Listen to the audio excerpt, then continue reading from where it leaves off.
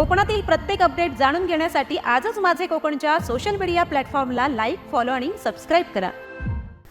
नमस्कार, मी प्रणाली भोसले. माझे कोकणच्या प्राईम टाइम बुलेटिनमध्ये आपल्या सर्वांचं मनपूर्वक स्वागत करते. बुलेटिनला सुरुवात करण्याआधी पाहूयात हेडलाईन्स.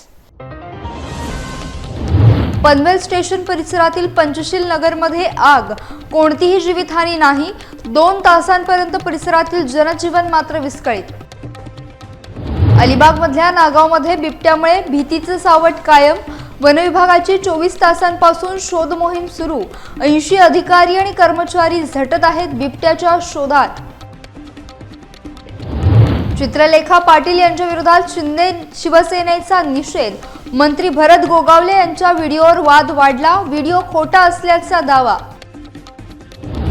आणि भात शेतीला तुटपुंजी नुकसान भरपाई, शेतकऱ्यांच्या जखमेवर मीठ चोळलं. सत्ताधाऱ्यांवर वैभव नाईक यांची तीव्र टीका. पाहुयात सविस्तर वृत्त. नवी मुंबईतील पनवेल रेल्वे स्टेशन लगत असलेल्या पंचशील नगर झोपडपट्टीत आज सकाळी 11 वाजण्याच्या सुमारास अचानक लागलेल्या आगीनं परिसरात भीतीचं वातावरण निर्माण झालं. मोठ्या प्रमाणात धूर आणि ज्वाळा पाहून नागरिकांमध्ये एकच धावपळ उडाली. सुदैवानं अग्निशमन दलाने तातडीने घटनास्थळी धाव घेत आगीवर नियंत्रण मिळवलं आणि मोठी दुर्घटना टळली. पंचशील नगरमधील एका झोपडपट्टीत लागलेली छोटीशी आग लाकडांच्या मोठ्या साठ्यामुळे काहीच मिनिटांमध्ये भडकली. उष्णतेमुळे शेजारील विजेच्या टॉवरवरील वायर वितळून खाली कोसळली. यामुळे झोपडपट्टीत घबराट पसरली.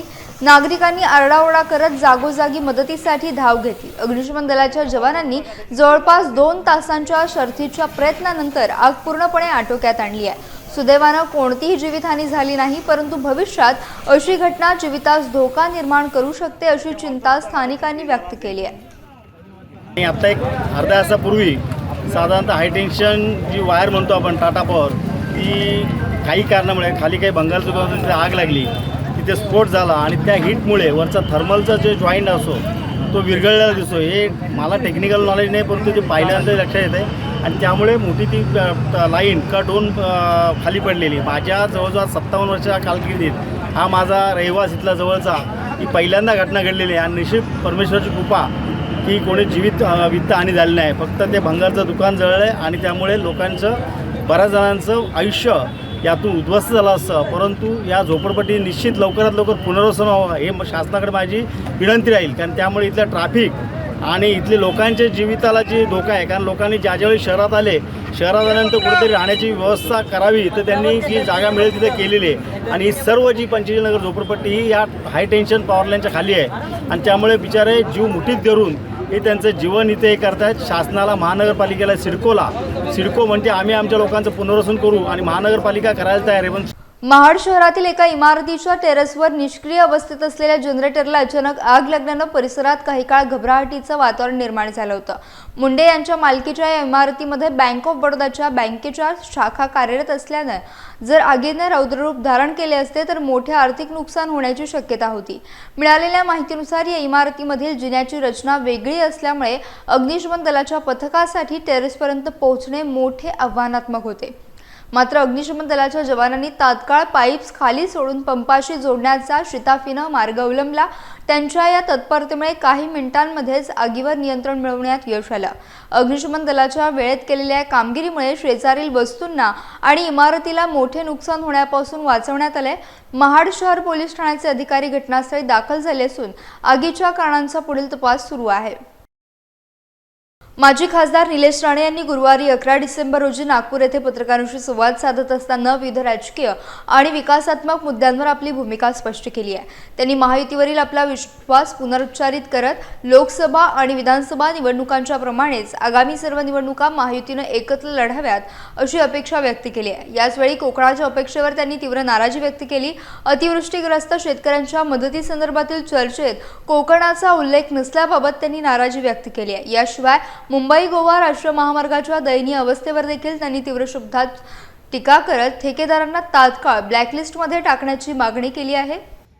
आजचा जो 293चा जो प्रस्ताव आहे तो सत्ताधाऱ्यांनीच मांडलेला आहे. म्हणून जे 31,000 कोटीचं पॅकेज आहे, आता माझं पण आता त्या विषयावर बोलणार आहे. कोकण हा त्याच्यामध्ये कुठे आहे हा विषय मी माझ्या भाषणामध्ये मी मांडणार आहे. आणि ते लवकर आता केवायसी सुरू आहे. जसं कोकणाचं मी सांगू शकतो, केवायसी हे तहसीलदार करतायत आणि त्यानंतर ती प्रोसिजर मिळायला सुरुवात होईल. लवकरात लवकर मिळावी, आमचेही तेच प्रयत्न आहेत. मुंबई गोवा महामार्ग हा NHAI कडे विषय आहे. स्टेट PWD फक्त त्याच्यावर ऑपरेटर म्हणून आहे. आता एकच मला वाटतं काहीतरी 70-80 किलोमीटरचा पॅच राहिलाय. सिंधुदुर्गाचा पॅच पूर्ण झालेला आहे. अजून आम्ही टोल सुरू केलेला नाही सरकार म्हणून. आणि जो काही पॅच शिल्लक राहिला आहे तो NHAI करायचा आहे. नॅशनल हायवे ऑथॉरिटी ऑफ इंडियानी करायचा आहे. PWD राज्य हे फक्त त्याच्यावरती ऑपरेटर म्हणून काम करतं. निधी देण्याचं काम स्टेट PWD करत नाही. NHAI जे काही पेंडिंग बिल आहे ती द्यावी, ते लवकरात लवकर ते पूर्ण होणार. सिंधुदुर्गामध्ये भात शेतीचं मोठं नुकसान झाल्यानंतर जाहीर करण्यात आलेल्या नुकसान भरपाईवरून राजकीय वातावरण तापलंय. माजी आमदार वैभव नाईक यांनी सत्ताधारी आमदार निलेश राणे आणि पालकमंत्री नितेश राणे यांच्यावर जोरदार टीका केली आहे. ऑक्टोबरमधील अवकाळी पावसानं भात शेतीची वाट लावली. यासाठी 18,372 शेतकऱ्यांनी अर्ज केले होते. मात्र शासनाने फक्त 4,08,00,000ची भरपाई मंजूर केली आहे. यानुसार प्रत्येक शेतकऱ्याला केवळ 2,224 रुपये मिळतात. याला शेतकरी मदत म्हणायची का, असा सवाल वैभव नाईक यांनी उपस्थित केला आहे. सिंधुदुर्ग जिल्ह्यामध्ये ऑक्टोबर महिन्यामध्ये अवकाळी पाऊस पडला होता आणि या अवकाळी पावसामध्ये भात कापणीचा वेळीच हा पाऊस पडल्यामुळे मोठ्या प्रमाणात शेतकऱ्यांचं नुकसान झालं होतं. शिवसेनेच्या वतीने त्यावेळी मी असून दे, सतीश सावंत असून दे यांच्या नेतृत्वाखाली आम्ही आंदोलन केलं होतं आणि सगळीकडे त्याचे पंचनामे करा, शेतकऱ्यांना नुकसान भरपाई मिळाली पाहिजे म्हणून आम्ही कलेक्टरांना स्वतः भेटलो होतो. त्याचबरोबर स्वतः शेतकऱ्यांच्या बांधावर पाहणी केली होती. परंतु आजच आम्ही पेपरमध्ये बातमी वाचली की निलेश राणे जे या जिल्ह्याचे पालकमंत्री आहेत, नितेश राणे जे आमदार आहेत, ते दोघंही या नुकसान भरपाईचं श्रेय लाटण्याचा प्रयत्न या ठिकाणी करतायत. परंतु हे श्रेय लाटून नसून शेतकऱ्यांच्या जखमीवर मीठ चोळण्याचा प्रकार या महायुती सरकारने केलेला आहे. 18,372 शेतकऱ्यांना नुकसान भरपाईसाठी त्यावेळी अर्ज केला होता आणि त्यांना जवळजवळ 4,08,00,000 रुपये फक्त नुकसान भरपाई मिळाली आहे.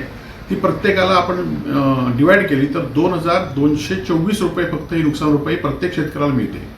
याउलट शेतकऱ्यांना पीक पाणी नोंदणीची नोंद केली पाहिजे, त्याचा सातबारा काढला पाहिजे, त्याचे फोटो काढले पाहिजेत, तालुक्याला गेलं पाहिजे, कृषी सेवकांना ते तलाट्यांना आपल्या शेतामध्ये आणलं पाहिजे, शेतामध्ये पुन्हा फोटो काढले पाहिजेत. असा भूर्दंड जवळजवळ 1,000पेक्षा जास्त रुपये खर्च प्रत्येक शेतकऱ्याला झाला आहे आणि प्रत्येक शेतकऱ्याला फक्त 2,224 रुपये नुकसान भरपाई मिळालेली आहे. त्यामुळे हे शेतकऱ्यांच्या जखमीवर मीठ चोळण्याचा प्रकार आहे. अलिबागच्या नागाव परिसरात बिबट्या फिरत असल्याची घटना समोर आल्यानंतर 24 तास उलटून गेले तरी वनविभागाला त्याला जेरबंद करण्यात यश आलेलं नाही. त्यामुळे गावात भीतीचं वातावरण कायम आहे. वनविभागाचे जवळपास 80 अधिकारी आणि कर्मचारी सलग शोध मोहीम राबवत आहेत. संध्याकाळनंतर बिबट्या कुणालाही दिसला नसल्यानं तो परत जंगलातील नैसर्गिक अधिवासात गेला असण्याची शक्यता वर्तवली जाते. मात्र त्याबाबत ठोस खात्री नसल्यानं शोध मोहीम सुरूच राहणार आहे, अशी माहिती उपवनसंरक्षक राहुल पाटील यांनी दिली आहे. परिसरात पिंजरे, नाईट विजन कॅमेरे, पावलांचे ठसे तपासण्याच्या विविध उपाययोजना सुरू असून नागरिकांना सावध राहण्याचं आवाहन करण्यात आलं आहे. काल साधारणतः 11:30च्या आसपास आमची टीम पोहोचल्या. जवळजवळ एक वन विभाग आणि पोलीस असे मिळून एक 70 ते 80 लोकांचा स्टाफ होता. दिवसभर आपण वेगवेगळ्या प्रकारचं कोम्बिंग ऑपरेशन, सर्चिंग ऑपरेशन केलं आणि त्या माध्यमातून एक रेस्क्यू टीम पण बोलवली विथ दॅट गन. परंतु लेपर्ड हा मानव एकदम लोकवस्तीत असल्यामुळं त्याचं प्रॉपर सायटिंग डार्टसाठी होत नव्हतं. त्यामुळं आपण प्रयत्न केले परंतु त्याला सायटिंग डार्टचं न झाल्यामुळं आपण संध्याकाळी पुन्हा कोम्बिंग आणि सर्चिंग ऑपरेशनलाच कामाला लागलो. तर रात्रीसुद्धा आपलं पेट्रोलिंग आणि ह्या सगळ्या गोष्टी आहेत. त्यानंतर बिबट्या दिसल्याच्या वार्ता येत आहेत परंतु अशी कुठलीही निदर्शनास आलेली नाही आहे, पगमार निदर्शनास आलेली नाही आहेत. सो आमचा प्रयत्न आहे की अजून आपण सर्चिंग आणि कोम्बिंग ऑपरेशन करायचं आणि will try to find out the location of the leopard. But काय आहे की अजून एक असं परसेप्शन असू शकतं की तो त्याचा नॅचरल अधिवास नाही आहे. सो त्या नॅचरल अधिवासातून ज्या आलेला आहे इथं तो कम्फर्ट झोनमध्ये जात नाही. त्यामुळं अशा परिस्थितीतून तो पुन्हा नॅचरल अधिवासात जाण्याची शक्यता दाट आहे. तर आम्हाला असं वाटतं की कदाचित तो त्याच्या मार्गाने नॅचरल अधिवासात गेलाही असू शकतो, नैसर्गिक अधिवासात गेलाही असू शकतो. तरी आम्ही जोपर्यंत आमचे 100% श्युरिटी येत नाही तोपर्यंत आम्ही सर्चिंग ऑपरेशन चालू ठेवतोय. अलिबागच्या नागावमध्ये बिबट्याच्या वावरामुळे भीतीचं सावट अधिक गडद होत आहे. काल सकाळपासून भर वस्तीत बिबट्या दिसल्यानं परिसरात एकच खळबळ उडाली होती. या बिबट्याने आतापर्यंत 5 नागरिकांवर हल्ला केला असून सर्वांवर उपचार सुरू आहेत. घटनेनंतर सुरक्षेच्या दृष्टीनं नागावमधील सर्व शाळा बंद ठेवण्यात आल्या आहेत. ग्रामपंचायतकडून नागरिकांना शक्यतो घराबाहेर पडू नका आणि एकटे फिरू नका असं आवाहन करण्यात आलंय. वन विभाग, पोलीस दल आणि बचाव पथके दिवसभर बिबट्याचा शोध घेत आहेत, मात्र अद्याप त्याला पकडण्यात यश आलेलं नाही. पिंजरे उभारणे, शोध मोहीम वाढवणे आणि ड्रोनद्वारे लक्ष ठेवणे अशा विविध उपाययोजना सुरू आहेत. नागावमध्ये तातडीची परिस्थिती कायम असल्यानं प्रशासन सतर्क आहे. काल 10 वाजल्यापासून जे काही रिसर्च म्हणजे बिबट्या शोधण्यासाठी, त्याला पकडण्यासाठी जे काही चालू होतं, म्हणजे फॉरेस्ट टीम, पोलिसांची टीम, वेगळ्या वेगळ्या रेस्क्यू टीम वेगळ्या वेगळ्या ठिकाणावरून येत होत्या. त्यांनी सगळीकडे म्हणजे पूर्ण ज्या ज्या एरियामध्ये त्याचं स्पॉटिंग झालं तो सगळा परिसर त्याने सगळ्या ह्या टीमने, फॉरेस्ट डिपार्टमेंटने विशेषतः यांनी याच्यामध्ये पिंजून काढला. तरी काल जे आपल्याला समोर दिसला होता, परंतु तो तिथून पाहून गेला त्याला डाट लागल्यानंतर. तर या ह्याच्यानंतर आत्ता कन्क्लुजनवर एवढंच आलेलो आहोत की आपल्याला आत्ता म्हणजे काल रात्री जे दिसलं त्याच्यानंतर पुन्हा त्याचं स्पॉटिंग आतापर्यंत कुठेच झालं नाही.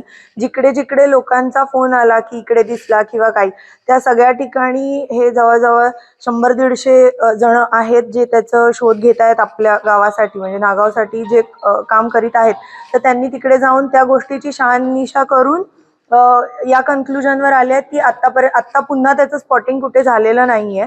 याच्यामधनं आम्ही पंचायत लेवलवरती आणि या सगळ्यांच्या निर्देशाप्रमाणेच, वरिष्ठांच्या निर्देशाप्रमाणे आम्ही गावामध्ये अवेअरनेस पसरवतो आहोत की या रिसर्चमध्ये तर कुठे तो मिळालेला नाहीये, पाहून गेला असावा. पण प्रत्येक नागरिकाने जागरूक राहिलं पाहिजे, मुलांनी, महिलांनी काळजी घेतली पाहिजे आणि त्या पद्धतीचे आम्ही दौंडीद्वारे त्यांना मेसेजेस देत आहोत. कोकणातील रस्त्यांची दुरावस्था ही नेहमीचीच समस्या राहिली आणि आता वाटूळ-दाभोळ रस्त्याच्या बाबत देखील हे चित्र समोर आले. 2023 रोजी नव्यानं बांधण्यात आलेल्या वाटूळ-दाभोळ रस्त्यावर अवघ्या 1.5 वर्षात मोठ्या प्रमाणात खड्डे पडलेत. यामुळे वाहन चालकांना आणि स्थानिकांना मोठ्या अडचणींचा सामना करावा लागतोय. प्रशासनाकडे वारंवार तक्रारी करून आणि या समस्येकडे त्यांचं लक्ष वेधूनही अद्याप कोणतीही ठोस उपाययोजना करण्यात आलेली नाही. प्रशासनाच्या या उदासीन धोरणामुळे परिसरातील नागरिक मोठ्या प्रमाणावर संतापलेत. या पार्श्वभूमीवर संतप्त नागरिक आता आंदोलनाच्या पावित्र्यात आहेत. श्रीकृष्ण हेगिस्टे यांनी दिलेल्या माहितीनुसार जर प्रशासनानं तातडीने या रस्त्याची दुरुस्ती केली नाही तर येत्या 26 जानेवारी रोजी वाटूळ-दाभोळ येथे तीव्र जनआंदोलन छेडण्याचा इशारा देण्यात आलाय. या आंदोलनाचा प्रशासनावर काय परिणाम होतो पाहणे महत्त्वाचे ठरेल. 2027 पर्यंत या रस्त्याची देखभाल दुरुस्ती करणं गरजेचं आहे. पण ती देखभाल होतच नाही आहे. झाडी तोडली जात नाही, खड्डे पडलेले आहेत, काम निकृष्ट दर्जाचं झालं असल्याने. काही ठिकाणी गटारं बांधले, त्या गटारात पाणीच पावसाचं जात नाही, गटार बंद गटार आहेत. त्याचबरोबर काही ठिकाणी गटारंसुद्धा काढलेली नाही. काही ठिकाणी प्रवासी मार्ग निवारे बांधायचे, त्या ठिकाणी ते प्रवासी मार्ग निवारेसुद्धा प्रवाशांसाठी बांधलेले नाहीत. आणि आता एवढा रस्ता खराब झालेला आहे, तो खड्डे पडलेले आहेत. आम्ही यांना वारंवार सांगतोय, पण या गोष्टीकडं दुर्लक्ष केलं जातं आहे. आम्ही या प्रशासनाच्या विरोधात आम्ही निश्चितच 26 जानेवारी जन आंदोलन या रस्त्यासाठी करणार आहे. कारण शासन पैसे देऊन जर प्रशासन काम करत नसेल तर या प्रशासनाचा मी या जनतेच्या, प्रवासी जनतेच्या वतीने मी निषेध करतो. कोकण रेल्वेने अनधिकृत प्रवाशांविरोधात आपली मोहीम आणखीन तीव्र केली असून गेल्या नोव्हेंबर 2025 महिन्यात तब्बल 2.33 कोटी रुपयांचा दंड वसूल करण्यात आला आहे. प्रवाशांना सुरक्षित आणि आरामदायी प्रवास मिळावा यासाठी कोकण रेल्वे प्रशासनानं तिकीट तपासणी मोहिमांची वारंवारता वाढवली आहे. केवळ नोव्हेंबर 2025 मध्ये 1070 विशेष तिकीट तपासणी मोहिमा राबवण्यात आल्या आहेत. यात 42,965 अनधिकृत किंवा अनियमित प्रवासी आढळले. या सर्व प्रवाशांकडून भाडे आणि दंड स्वरूपात एकूण 2,33 लाख रुपये जमा करण्यात आले. या वर्षातील आकडेवारी पाहता जानेवारी ते नोव्हेंबर 2025 पर्यंत एकूण 7,483 विशेष मोहिमांमध्ये 2,90,786 अनधिकृत प्रवासी सापडल्यात. या प्रवाशांकडून रेल्वे भाडे आणि दंड म्हणून 17,83 लाख रुपयांची विक्रमी वसुली झाली आहे. कोकण रेल्वेने सर्व प्रवाशांना वैध तिकिटाशिवाय प्रवास न करण्याचे आवाहन केले, कारण हा दंडनीय गुन्हा आहे. आगामी हिवाळा आणि ख्रिसमसच्या सणांच्या पार्श्वभूमीवर संपूर्ण रेल्वे मार्गावर तिकीट तपासणी मोहीम आणखी तीव्र केली जाईल असं प्रशासनाने सांगितलंय. गुरुवारी 11 डिसेंबर रोजी कोकण रेल्वे महामंडळाचे व्यवस्थापकीय संचालक संतोष कुमार झा यांनी सावंतवाडी येथे केलेल्या एका महत्त्वपूर्ण वक्तव्यामुळे मोठी खळबळ उडाली आहे. सावंतवाडी टर्मिनल्सचा कोणताही प्रस्ताव आमच्याकडे आलेला नाही. जर असा कोणताही प्रस्ताव अस्तित्वात असेल तर त्याचा पुरावा सादर करा, असं स्पष्टीकरण झा यांनी दिलंय. बुधवारी 10 डिसेंबर रोजी झा सावंतवाडीच्या दौऱ्यावर असताना कोकण रेल्वे प्रवासी संघटना सावंतवाडीच्या शिष्टमंडळानं अध्यक्ष मिहिर मटकर यांच्या नेतृत्वाखाली त्यांची भेट घेतली होती. या भेटीत सावंतवाडी टर्मिनसच्या अनेक वर्षांपासून प्रलंबित असलेल्या प्रश्नांवर सविस्तर चर्चा झाली. याच वेळी व्यवस्थापकीय संचालक झा यांनी टर्मिनसच्या प्रस्तावाबाबत हे धक्कादायक आणि स्पष्ट विधान केले. झा यांच्या वक्तव्यामुळे सावंतवाडी टर्मिनसची मागणी पूर्णत्वास जाईल अशी अपेक्षा बाळगणाऱ्या प्रवासी वर्गात, स्थानिक नागरिकांमध्ये आणि राजकीय वर्तुळात तीव्र नाराजी आणि निराशा पसरली आहे. देखिए, ये सावंतवाड़ी रोड वे साइड स्टेशन है. ओके. टर्मिनस आपके कैसे नाम पड़ा है मुझे मालूम नहीं है. Okay sir. मैंने इसीलिए आपसे पूछा था कि आपके पास कोई उसका अथॉरिटी सैंक्शन है, ठीक है, कि ये सावंतवाड़ी टर्मिनस है. ठीक है, चाहे अगर टर्मिनस के लिए स्टेट कलेक्टर, डिस्ट्रिक्ट कलेक्टर जो है वो प्रपोज करे, बराबर सर. ठीक है, और वो मंत्रालय जाता है अनुमोदन के लिए. यस. हमारे पास ऐसा कोई प्रस्ताव नहीं है अभी. ये तो गलत हुआ ना, क्योंकि 2016 में स्टेट लेजिस्लेचर ने सेंट्रल को भेजा है कि ये टर्मिनस है. आप मुझे पत्राचार दिखाएं. मैंने भेजा है, मैं अनफॉर्चुनेटली अभी नहीं लाया आप हूँ. आरआरएम साहब को दे दूंगा सर. हाँ. ओके. ये कोकण रेलवे के आपके जो पूर्व सीएमडी थे तयल सर ने, उन्होंने मेरे ग्रैंड साहब के बाद तो संजय गुप्ता साहब थे. हाँ. फिर मैं आया हूँ. लेकिन तो 10 साल 12 साल पहले होंगे. जो आरटीआई रिप्लाईज आपके साइड से आए उसमें तो उन्होंने टर्मिनस वर्ड लिखा है, तो कोकण रेलवे झिझकती क्यों है कि टर्मिनस क्या झिझकना है? मैंने बोला ना, हम तो सरकारी मुलाजिम हैं. जो फाइलों पे फैक्ट है उसको हमें स्वीकार्य है, उसमें हमको क्या झिझकना उसमें. रत्नागिरी जिल्ह्यात नुकत्याच संपन्न झालेल्या 4 नगरपरिषद आणि 3 नगरपंचायतच्या निवडणुकांचे भवितव्य मतपेट्यांमध्ये बंद आहे. या मतपेट्या रत्नागिरी नगरपरिषदेच्या इमारतीमध्ये अत्यंत सुरक्षितपणे ठेवण्यात आल्या असून त्यांच्या संरक्षणासाठी कडेकोट बंदोबस्त तैनात करण्यात आला. गुरुवारी 11 डिसेंबर रोजी या सर्व मतपेट्या रत्नागिरी नगरपरिषदेच्या विशेष कक्षात पोलिसांच्या निगराणीखाली ठेवण्यात आल्या. इमारतीभोवती अभेद्य सुरक्षा व्यवस्था उभारण्यात आली असून प्रवेशावर कठोर निर्बंध लादण्यात आले.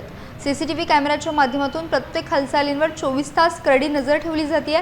राज्य राखीव पोलीस दलाचे जवान आणि स्थानिक पोलीस कर्मचाऱ्यांचा मोठा फौजफाटा या ठिकाणी तैनात करण्यात आला. मतपेट्यांच्या सुरक्षिततेसाठी कोणतीही तडजोड केली जाणार नाही अशी ग्वाही प्रशासनानं दिली आहे. मतमोजणीला अजून काही दिवस बाकी असून मतपेट्या मतदारांनी दिलेला कौल जाहीर होईल तोपर्यंत मतपेट्यांची ही सुरक्षा व्यवस्था कायम राहणार आहे. निवडणूक प्रक्रिया शांततेत पार पडल्यानंतर आता प्रशासनासमोर मतपेट्यांचं संरक्षण आणि निष्पक्ष मतमोजणीचं मोठं आव्हान उभं आहे. शेतकरी कामगार पक्षाच्या राज्य प्रवक्त्या चित्रलेखा पाटील यांनी गुरुवारी सत्ताधारी आमदारांच्या कथित गैरव्यवहारांची सखोल चौकशी करण्याची मागणी केली आहे. शिवसेना उद्धव बाळासाहेब ठाकरे पक्षाचे नेते अंबादास दानवे यांनी अलीकडेच केलेल्या कॅश बॉम्बच्या आरोपानंतर आता शेकापनं देखील सत्ताधाऱ्यांवर गंभीर आरोप करत नव्या प्रकरणाचा गौप्यस्फोट केला. चित्रलेखा पाटील यांनी आमदार महेंद्र दळवी यांच्या कथित आर्थिक व्यवहारांबद्दल गंभीर प्रश्नचिन्ह उपस्थित करत त्यांची ईडी, सीबीआयसह सर्व सरकारी यंत्रणांमार्फत सखोल चौकशी व्हावी अशी मागणी केली आहे. दळवी यांच्यावर विविध प्रकारचे गुन्हे दाखल असल्याचा आरोप देखील त्यांनी यावेळी केला. याच संदर्भात मंत्री भरत गोगावले यांच्याशी संबंधित एक कथित व्हिडिओ आपल्याकडे असल्याचा दावा चित्रलेखा पाटील यांनी केला. हे प्रकरण आता राजकीय वर्तुळात चर्चेचा विषय बनलाय. शेतकरी कामगार पक्षाची ही मागणी आहे की कालचा जो व्हिडिओ सगळ्यांनी पाहिला कॅश सोबत महेंद्र दळवींचा, त्याच्यावर शासनाने, केंद्र आणि राज्य शासनाने, सीबीआय, ईडी आणि सगळ्या अँटी करप्शन ब्युरो, सगळ्या एजन्सीजकडनं सखोल त्याची चौकशी केली पाहिजे. ही आमची प्रमुख मागणी आहे. ते व्हिडिओ खरा खोटा वेगळी गोष्ट आहे, पण सखोल चौकशी तर नक्कीच झाली पाहिजे. आणि हे बघतात ना आमची पार्श्वभूमी काय, ही यांची पार्श्वभूमी. सगळ्यात जास्ती महाराष्ट्रात गुन्हे असलेला कोणी आमदार असतील तर हे घरगुती हिंसाचारापासून यांच्यावर या ठिकाणी गुन्हे दाखल आहेत. तिसरं म्हणजे ह्यांची काही हिस्ट्री फार पार्श्वभूमी काय लपलेली नाहीये. यांची बायको मागच्या वेळेस तुम्ही व्हिडिओ पाहिला, व्हायरल पण केला महाराष्ट्राने. नुसतं 50 खोके म्हटली तर ह्यांचीच कॅश बॉम्बवाल्यांची बायको धावत आली माझ्या अंगावर. एका ठाकूर बांधवाच्या शिक्षण अधिकाऱ्यांना मारहाण सुद्धा या मंडळींनी केलेली आहे. ह्याचे सुद्धा व्हिडिओचे पुरावे. आज तुम्हाला अजून एक खळबळजनक पुरावा मी दाखवते. हे बघा, भरतशेठ गोगावले, कॅश बॉम्ब नंबर 2. हे चीटर आमदार आहेत. हे जनतेची कशी फसवणूक करतात हे टोटल कंटिन्यू सुनील तटकरे साहेब, अनिकेत तटकरे साहेब आपल्याला सांगतातच आहेत. काहीतरी बघतं दिसतं म्हणूनच तर ते आपल्याला सांगतात ना. पोलादपूर तालुक्यात शिवसैनिकांनी शेतकरी कामगार पक्षाच्या प्रवक्ता चित्रलेखा पाटील यांच्या फोटोला जोडे मारत तीव्र निषेध नोंदवलाय. मंत्री भरत गोगावले यांच्या पैशांनी भरलेल्या बॅगांसोबतचा व्हिडिओ दाखवून त्यांची बदनामी केल्याचा आरोप शिवसैनिकांनी यावेळी जोरदारपणे केला. अलिबाग मुरुडचे आमदार महेंद्र दळवी यांचा अशाच प्रकारचा व्हिडिओ दाखवल्यानंतर राज्यात आरोप प्रत्यारोपांचं वादळ उठलंय. त्यातच चित्रलेखा पाटील यांनी मंत्री भरत गोगावले यांचा व्हिडिओ प्रसारमाध्यमांसमोर सादर केल्यानंतर गदारोळ आणखीन वाढला. मात्र हा व्हिडिओ पूर्णपणे खोटा असल्याचा दावा शिवसैनिकांनी आणि स्वतः मंत्री भरत गोगावले यांनी केला. या निषेध आंदोलनात दक्षिण रायगड जिल्हा सहसंपर्क प्रमुख आणि माजी जिल्हा परिषद सदस्य चंद्रकांत कळंबे, तालुका प्रमुख निलेश अहिरे, शहर प्रमुख सुरेश पवार, विभाग प्रमुख लक्ष्मण मोरे, नगराध्यक्ष स्नेहा मेहता यांसह मोठ्या संख्येने शिवसैनिक उपस्थित होते. माननीय नामदार भरतशेठजी गोगावले हे गोरगरिबांचे कैवारी, त्यांच्याबद्दल जे आज चित्राताई पाटलांनी केलेलं आहे त्याचा आज जाहीर निषेध केलेला आहे. आणि त्यावर एवढंच वाक्य बोलावंसं वाटतं की चित्राताई पाटील हे तुमचं बेताल वागणं शोभत नाही. तुम्ही हे बोलताय काय आणि तुमच्या बेताल वागण्याला आम्ही करायचं काय? पोलादपूर या ठिकाणी नव्हे तर अखंड रायगडमध्ये नामदार भरतशेठ गोगावले आणि महेंद्र दळवी यांच्या विरोधात एक व्हिडिओ तयार केले आहेत नोटांचे, त्याच्याबद्दल आज मोठ्या प्रमाणामध्ये निषेध व्यक्त केला जातो आहे. त्यांच्या पायाखालची वाळू सरकलेली आहे आणि भरतशेठ गोगावले, महेंद्र दळवी, महेंद्र थोरवे यांचं जे रायगड जिल्ह्यामध्ये काम आहे हे काम पाहता याच्यामागे कोणातरी हात आहे. हे खोट्या बातम्या तयार करून अधिवेशन क्रिकेटमध्ये या नेते मंडळीला भरतशेठ गोगावले किंवा महेंद्र दळवी यांना बदनाम करण्याचं कटकारस्थान आहे आणि कटकारस्थान हाणून पाडण्यासाठी शिवसेना अख्खा रायगड जिल्ह्यामध्ये तयार आहे. महाडमध्ये शिवसेना शिंदे गटानं शेतकरी कामगार पक्षाच्या नेत्या आणि प्रवक्त्या चित्रलेखा पाटील यांच्या विरोधात तीव्र निषेध व्यक्त केला. नुकताच महाडचे आमदार महेंद्र दळवी यांच्या समोर नोटांच्या बंडलांचा व्हिडिओ व्हायरल झाला होता. त्यानंतर आता मंत्री भरत गोगावले यांच्या नावाने एक कथित व्हिडिओ व्हायरल करण्यात आला. या व्हिडिओत त्यांच्या समोर मोठ्या प्रमाणात नोटांची बंडलं असल्याचा दावा चित्रलेखा पाटील यांनी केला. या व्हिडिओवरून जिल्ह्यात मोठी राजकीय खळबळ उडाली असून शिंदे गटानं याला मंत्री भरत गोगावले यांची जाणीवपूर्वक बदनामी असं म्हटलंय. महाडच्या छत्रपती शिवाजी महाराज चौकात संतप्त शिवसैनिकांनी जोडे मारो आंदोलन करत जोरदार घोषणाबाजी केली आहे. निदर्शनादरम्यान कोणताही अनुचित प्रकार घडू नये म्हणून परिसरात मोठा पोलीस बंदोबस्त तैनात करण्यात आला होता. संतप्त कार्यकर्त्यांनी मोठी गर्दी केल्याचं यावेळी पाहायला मिळालं. महाराष्ट्रामध्ये जी ओळख आहे ती ओळख काय की त्यांच्या हातातलं सोन्याचं कडक. अनेक टीव्ही चॅनलनी त्या बाबतीत त्यांना विचारलं. त्याच्या जागी काल रुद्राक्षाची माळ आली, पण ती रुद्राक्षाची येऊ दे. म्हणजे जो कोण करणार आहे त्याला इतक्या साध्या साध्या गोष्टी माहिती नाहीत. ज्या वेळेला तो व्हिडिओचा शेवट झाला, क्लिअर कट तो लहान पोरगा दिसतोय त्याच्यात.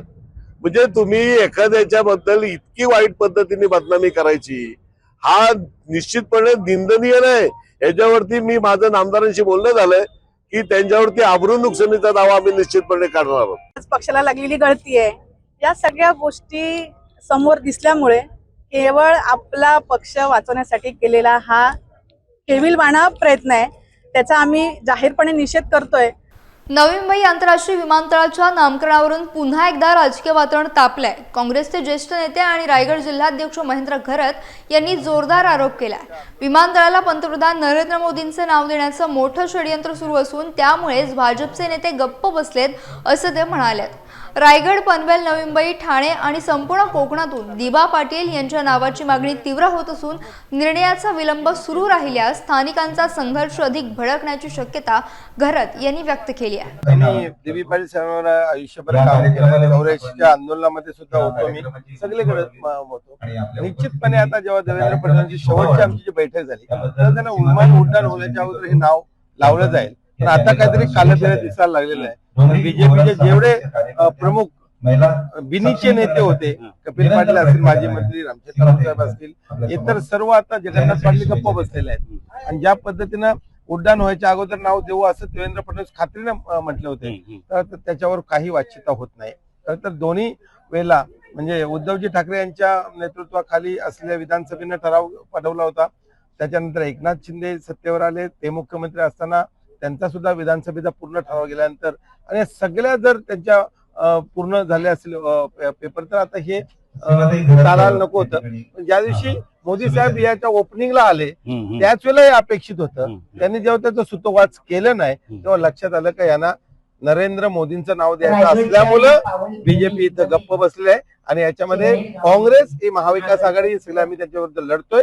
आणि बाकी लोक जे आहेत स्थानिक प्रकरण, जे ज्यांना आगरी कोली कराडे अस्मिता प्रकरण असताना, ते सगळे आता पेटून उठलेले आहेत आणि सगळे पक्षपंथ सोडून या आंदोलनासाठी बाळामामांच्या नेतृत्वात लढणार आहेत. त्यामुळे आता हे आंदोलन पेटल्याशिवाय राहणार नाही आणि जनता लाभोनगर असतो. कोकण रेल्वेने अनधिकृत प्रवाशांविरोधात आपली मोहीम आणखीन तीव्र केली असून गेल्या नोव्हेंबर 2025 महिन्यात तब्बल 2.33 कोटी रुपयांचा दंड वसूल करण्यात आलाय.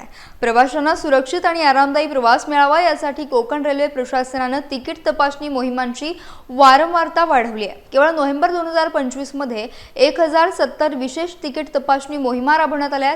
यात 42,965 अनधिकृत किंवा अनियमित प्रवासी आढळले. या सर्व प्रवाशांकडून भाडे आणि दंड स्वरूपात एकूण 2,33,00,000 रुपये जमा करण्यात आले. या वर्षातील आकडेवारी पाहता जानेवारी ते नोव्हेंबर 2025 पर्यंत एकूण 7,483 विशेष मोहिमांमध्ये 2,90,786 अनधिकृत प्रवासी सापडल्यात. या प्रवाशांकडून रेल्वे भाडे आणि दंड म्हणून 17,83,00,000 रुपयांची विक्रमी वसुली झाली आहे. कोकण रेल्वेने सर्व प्रवाशांना वैध तिकिटाशिवाय प्रवास न करण्याचं आवाहन केलंय, कारण हा दंडनीय गुन्हा आहे. आगामी हिवाळा आणि ख्रिसमसच्या सणांच्या पार्श्वभूमीवर संपूर्ण रेल्वे मार्गावर तिकीट तपासणी मोहीम आणखीन तीव्र केली जाईल असं प्रशासनानं सांगितलंय. गुरुवारी 11 डिसेंबर रोजी कोकण रेल्वे महामंडळाचे व्यवस्थापकीय संचालक संतोष कुमार झा यांनी सावंतवाडी येथे केलेल्या एका महत्त्वपूर्ण वक्तव्यामुळे मोठी खळबळ उडाली आहे. सावंतवाडी टर्मिनल्सचा कोणताही प्रस्ताव आमच्याकडे आलेला नाही. जर असा कोणताही प्रस्ताव अस्तित्वात असेल तर त्याचा पुरावा सादर करा असं स्पष्टीकरण झा यांनी दिलंय. बुधवारी 10 डिसेंबर रोजी झा सावंतवाडीच्या दौऱ्यावर असताना कोकण रेल्वे प्रवासी संघटना सावंतवाडीच्या शिष्टमंडळानं अध्यक्ष मिहिर मटकर यांच्या नेतृत्वाखाली त्यांची भेट घेतली होती. या भेटीत सावंतवाडी टर्मिनसच्या अनेक वर्षांपासून प्रलंबित असलेल्या प्रश्नांवर सविस्तर चर्चा झाली. याच वेळी व्यवस्थापकीय संचालक झा यांनी टर्मिनसच्या प्रस्तावाबाबत हे धक्कादायक आणि स्पष्ट विधान केलंय. झा यांच्या वक्तव्यामुळे सावंतवाडी टर्मिनसची मागणी पूर्णत्वास जाईल अशी अपेक्षा बाळगणाऱ्या प्रवासी वर्गात, स्थानिक नागरिकांमध्ये आणि राजकीय वर्तुळात तीव्र नाराजी आणि निराशा पसरली आहे. देखिए, ये सावंतवाड़ी रोड वे साइड स्टेशन है. ओके. टर्मिनस आपके कैसे नाम पड़ा है मुझे मालूम नहीं है. Okay sir. मैंने इसीलिए आपसे पूछा था कि आपके पास कोई उसका अथॉरिटी सैंक्शन है, ठीक है, कि ये सावंतवाड़ी टर्मिनस है. ठीक है, चाहे अगर टर्मिनस के लिए स्टेट कलेक्टर, डिस्ट्रिक्ट कलेक्टर जो है वो प्रपोज करे, बराबर, ठीक है, और वो मंत्रालय जाता है अनुमोदन के लिए. यस. हमारे पास ऐसा कोई प्रस्ताव नहीं है. ये तो गलत हुआ ना, क्योंकि 2016 में स्टेट लेजिस्लेचर ने सेंट्रल को भेजा है कि ये टर्मिनस है. मुझे पत्राचार दिखाएं. मैंने भेजा है, मैं अनफॉर्चुनेटली अभी नहीं लाया. आप आरआरएम साहब को दे दूंगा सर. हाँ. ओके. ये कोकण रेलवे के आपके जो पूर्व सीएमडी थे तयल सर ने, उन्होंने मेरे ग्रैंड तयल साहब के बाद तो संजय गुप्ता साहब थे. हाँ. फिर मैं आया. लेकिन 10 साल 12 साल पहले होंगे. जो आरटीआई रिप्लाईज आपके साइड से आए उसमें तो उन्होंने टर्मिनस वर्ड लिखा है, तो कोकण रेलवे झिझकती क्यों है कि टर्मिनस? क्या झिझकना है? मैंने बोला ना, हम तो सरकारी मुलाजिम हैं. जो फाइलों पे फैक्ट है उसको हमें स्वीकार्य है, उसमें हमको क्या झिझकना उसमें. रत्नागिरी जिल्ह्यात नुकत्याच संपन्न झालेल्या 4 नगरपरिषद आणि 3 नगरपंचायतच्या निवडणुकांचे भवितव्य मतपेट्यांमध्ये बंद आहे. या मतपेट्या रत्नागिरी नगरपरिषदेच्या इमारतीमध्ये अत्यंत सुरक्षितपणे ठेवण्यात आल्या असून त्यांच्या संरक्षणासाठी कडेकोट बंदोबस्त तैनात करण्यात आला. गुरुवारी 11 डिसेंबर रोजी या सर्व मतपेट्या रत्नागिरी नगरपरिषदेच्या विशेष कक्षात पोलिसांच्या निगराणीखाली ठेवण्यात आल्या. इमारतीभोवती अभेद्य सुरक्षा व्यवस्था उभारण्यात आली असून प्रवेशावर कठोर निर्बंध लादण्यात आलेत. सीसीटीव्ही कॅमेऱ्याच्या माध्यमातून प्रत्येक हालचालींवर 24 तास करडी नजर ठेवली जाते. राज्य राखीव पोलीस दलाचे जवान आणि स्थानिक पोलीस कर्मचाऱ्यांचा मोठा फौजफाटा या ठिकाणी तैनात करण्यात आला आहे. मतपेट्यांच्या सुरक्षिततेसाठी कोणतीही तडजोड केली जाणार नाही अशी ग्वाही प्रशासनानं दिली आहे. मतमोजणीला अजून काही दिवस बाकी असून मतपेट्या मतदारांनी दिलेला कौल जाहीर होईल तोपर्यंत मतपेट्यांची ही सुरक्षा व्यवस्था कायम राहणार आहे. निवडणूक प्रक्रिया शांततेत पार पडल्यानंतर आता प्रशासनासमोर मतपेट्यांचं संरक्षण आणि निष्पक्ष मतमोजणीचं मोठं आव्हान उभं आहे.